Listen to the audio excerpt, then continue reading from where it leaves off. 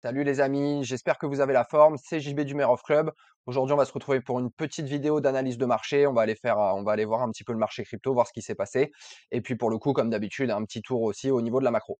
Donc on commence juste par un tweet assez sympa de Dan Crypto, du coup, qui nous explique qu'en fait, il y a de nouveau des inflows au niveau des ETF, notamment sur Grayscale, alors qu'on n'avait que des outflows, vraiment des sorties de liquidités sur le GBTC. Donc voilà, ça c'est toujours intéressant. On n'avait pas vu d'inflow depuis quand même quelques jours. Donc voilà, ça fait toujours du bien à notre copain BTC. C'est toujours sympa de le souligner. Si justement, on va se faire un petit tour du côté de Bitcoin. Alors déjà, on va faire un petit tour du côté du weekly.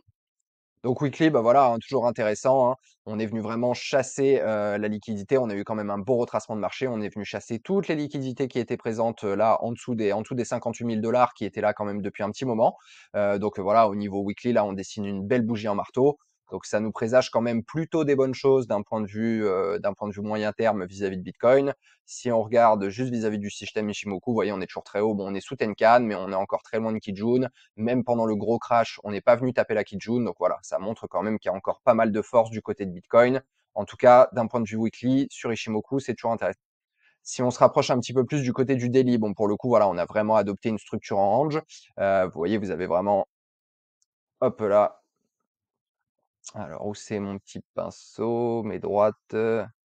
Vous avez vraiment une belle trendline ici.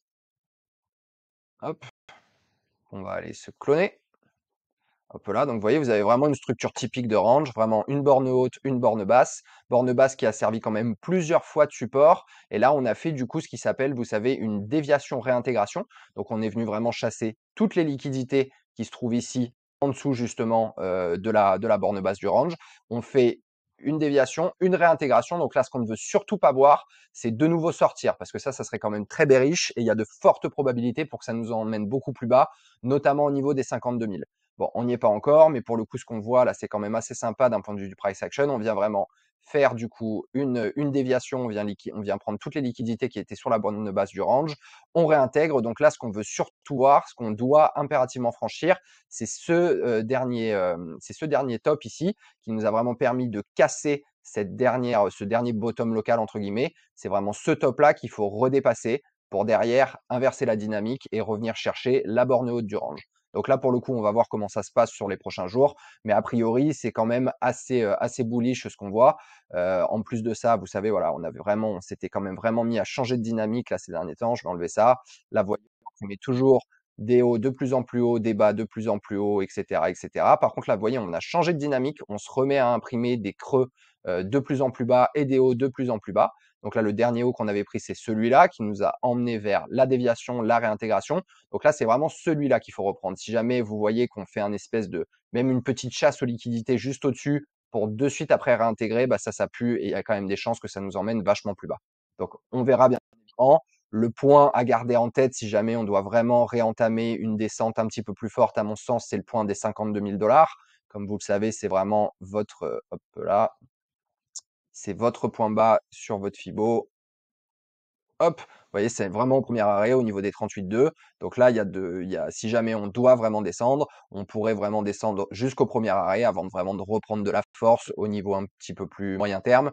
Mais pour le coup, voilà, ce qu'on voit en tout cas d'un point de vue court terme, c'est plutôt sympa. Ce qu'il faut vraiment pas perdre là, comme je vous disais, c'est vraiment revenir ressortir du range, parce que là, il y a de fortes chances que ça nous emmène quand même beaucoup plus bas. Par contre, ce qu'on voit a priori, c'est quand même sympa, hein. Comme je vous dis, je vous répète, on fait déviation, réintégration. Donc là, il y a quand même de fortes probabilités qu'on retourne chercher cette borne haute. Donc voilà, plutôt intéressant au niveau de Bitcoin, hein, ça reprend quand même un peu de force. Et puis c'est quand même des choses saines, hein, que ce marché vraiment redescende un petit peu. On peut pas faire du only up tout le temps, comme vous le savez. Donc voilà, c'est important pour enlever un petit peu du levier de ces marchés. Si on va se faire un petit tour du côté d'Ethereum. Alors, l'Ethereum qui est quand même un petit peu plus faible que Bitcoin, hein, de toute façon, voilà, vous le voyez notamment sur votre graphe ETH-BTC. Bon, si on se regarde toujours d'un point de vue long terme, qu'on se met un petit Ishimoku, qu'on s'enlève les dessins, vous voyez là, pour le coup, nous, on est venu déjà plusieurs fois mécher au niveau de la Tenkan, de la Kijun, pardon, ce qu'on n'a pas du tout fait au niveau de Bitcoin. Bon, on tient support quand même, donc a priori, il y a peut-être des chances qu'on retourne au moins chercher la Tenkan aux alentours des 3500 $. Mais pour le coup, voilà, s'il y a quand même vachement moins de force sur Ethereum, on s'en rend bien compte. Vous avez en plus de ça de plus en plus de rumeurs qui vont nous amener vers le fait que potentiellement les ETF sur Ethereum ne seraient pas acceptés. Donc pour le coup, là, vous voyez, hein, on a vraiment réentamé aussi cette dynamique. Là, on fait vraiment une dynamique baissière, hein, des creux de plus en plus bas, des hauts de plus en plus bas, etc. Donc là, ce qui serait bien de faire aussi, ça serait éventuellement de redépasser la résistance des 3002, revenir prendre ce haut pour réinverser notre tendance et pourquoi pas revenir chercher au nord. Bon, ça, bien évidemment, tout ça, ça va rester bien évidemment à corréler avec ce que nous fait notre ami BTC. Il faut regarder bien évidemment aussi sa dominance, hein. Vous savez que c'est vraiment ça qui va nous dire quand est-ce que l'alt saison va démarrer et que toutes les liquidités qui sont dans Bitcoin vont aller se déverser dans les alts.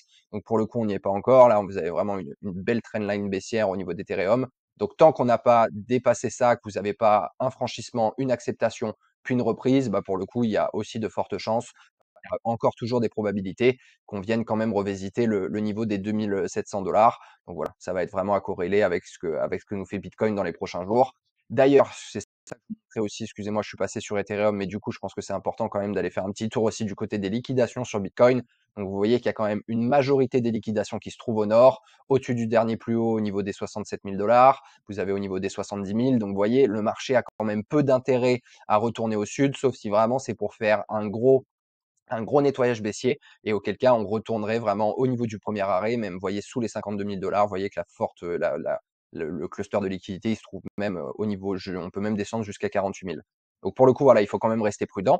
Au niveau du club, bon, on est super content. On a lancé hier, on a terminé hier notre deuxième vente via notre partenariat avec le Launchpad Q42. Donc ça s'est super bien passé.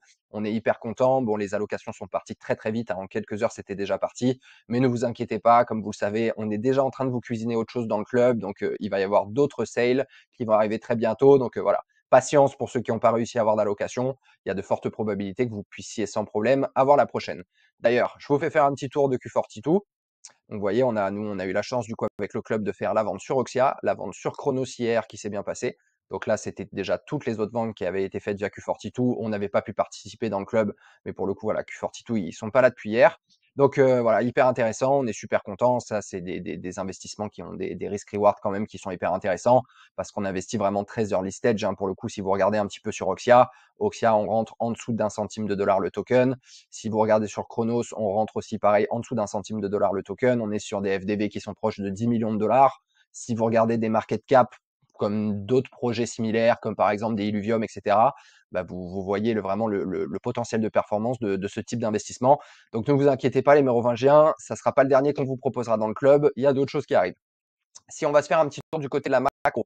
Alors, côté de la macro, bon, comme vous le savez, le dernier discours de Jérôme Powell là, au niveau du FOMC qui a eu lieu le 1er mai, bah, ça nous apporte aussi quand même voilà, pas mal de confluence sur notre scénario baissier, notamment au niveau du dollar index, parce que pour le coup, la Fed, ils viennent vraiment d'annoncer une décélération de la réduction de leur bilan. Vous savez que pour combattre l'inflation, vous avez deux moyens, soit vous augmentez les taux, soit vraiment vous diminuez le bilan. Donc là, pour le coup, le problème, c'est qu'ils peuvent plus réaugmenter les taux vraiment parce que là, sinon, ils vont lancer l'économie américaine en récession. Il y avait des baisses de taux qui étaient censées normalement arriver sur 2024. Donc pour l'instant, elles sont repoussées. En tout cas, on n'a pas de nouvelles qui nous disent que vraiment elles vont arriver incessamment sous peu. Donc tout ça, voilà, l'inflation est encore quand même très haute. Là, vous avez des chiffres du chômage et de l'emploi qui commencent à redevenir un petit peu mauvais entre guillemets. Donc en théorie, tout ça, c'est plutôt bearish pour le dollar index, bullish pour les assets à risque, donc tout ce qui est stock et crypto. On reste bien évidemment en quantitative tightening, vous savez, donc c'est vraiment la réduction de la quantité de liquidité vraiment dans le système financier. Et pour le coup, on va se rediriger tranquillement vers ce qui s'appelle du coup un quantitative easing. Là, on se remet à imprimer de l'argent, on va notamment baisser les taux, donc c'est le fameux pivot de la Fed qu'on attend. On n'y est pas encore, mais pour le coup, voilà, on est un petit peu en statu quo et a priori, les marchés risquons ont quand même l'air de bien réagir. Vous avez le SP500, vous voyez, qui après son petit retracement est en train de repartir en direction de son ATH. Vous avez le dollar qui, pour le coup, à mon sens, devrait, justement vis-à-vis de la politique monétaire de la Fed, devenir un petit peu bearish sur du moyen terme. Donc ça va quand même mettre les cryptos en tout cas dans un bon environnement si jamais elles ont envie de continuer de pousser. Au niveau de l'or, on a fait le bel excès haussier là jusqu'aux 2500 $ l'once pratiquement. On fait un petit retracement et là voilà, on est en train un petit peu de latéraliser entre guillemets. On est un peu en phase d'attente, mais pour le coup voilà, un macro qui est quand même plutôt intéressante. Si on va faire un tour un petit peu du côté des altcoins, on va aller voir notre copain Solana comme d'habitude. Donc Solana qui pour le coup ces derniers jours vraiment bien, ça fait partie vraiment des altcoins qui surperforment, notamment Bitcoin. Alors Solana, vous voyez, on est venu retester, hein, de toute façon, ce dernier top local là qu'on avait fait au niveau des 120 et quelques dollars, au niveau des 121 $. Donc ça, c'est intéressant, hein, vraiment, on se maintient, on vient bien mécher en dessous. Bon, pour le coup, il reste quand même toujours pas mal de liquidités, mais voilà, le Solana, il a l'air d'avoir vraiment envie de repartir. Si vous regardez un petit peu la dernière zone de résistance ici, moi, je serai heureux quand je verrai notre ami Solana vraiment s'affranchir ici, peut-être faire pullback pour confirmer, pour après repartir en direction de son ATH. Mais pour le coup, voilà, quand même toujours assez bullish au niveau de Solana.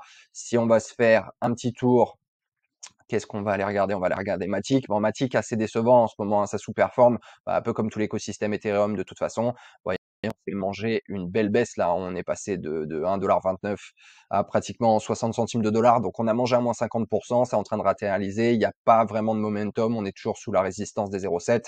Donc pour le coup, voilà, assez bearish quand même court terme au niveau de Matic. Si on va se faire un petit tour, par exemple, si on prend Avax, Avax, il a bien ramassé aussi pour le coup, hein. On était monté pratiquement jusqu'à 70 $. On est redescendu à 36. Donc ça fait quand même une sacrée baisse. Là, vous voyez, pour le coup, contrairement à Solana qui retester son dernier top local, bah, Avax, vous voyez, on l'a vraiment breaké. On est venu reprendre appui sur la zone des 30 $. Donc, c'était quand même une bonne zone d'achat long terme. Donc, pour le coup, si on va voir, mais il faudrait vraiment aussi que la VAX recommence à nous dessiner un petit peu des structures comme ça en W, tchac, tchac, et là, on repartirait. OK, là, vous reprenez du momentum, ça redevient intéressant. Du coup, voilà, les mérovingiens, c'est tout pour moi. J'espère que ça vous a plu. Comme d'habitude, n'hésitez pas à commenter, à liker. Vous savez que ça nous donne de la force et ça récompense le travail fourni. Et je vous rappelle bien évidemment que cette vidéo n'est en rien un conseil en investissement. Faites bien vos propres recherches et n'investissez que ce que vous êtes prêt à perdre. Prenez soin de vous, les mérovingiens. À bientôt.